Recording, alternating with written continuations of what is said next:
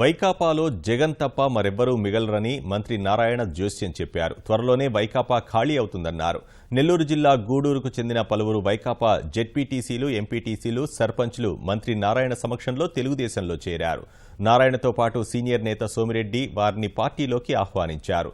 రాష్ట్ర ప్రభుత్వం చేపడుతున్న అభివృద్ధి కార్యక్రమాలు చూసే వైకాపా నేతలు తెలుగుదేశంలో చేరుతున్నారని మంత్రి అన్నారు.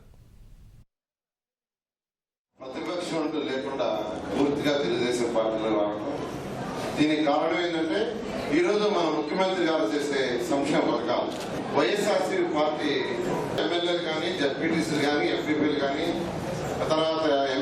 తర్వాత సర్పంచులు కానీ అందరూ తెలుగుదేశంలోకి ఈరోజు మరిగిస్తున్నారు. రాబోయే రోజుల్లో ఆ పార్టీ పూర్తిగా ఖాళీ అయిపోతుంది. జగన్మోహన్ రెడ్డి చెప్తే ఎవ్వరూ ఆ పార్టీలో ఉండరు. ఎందుకంటే ఎంతో మంది కాంట్రాక్ట్ చేస్తున్నారు.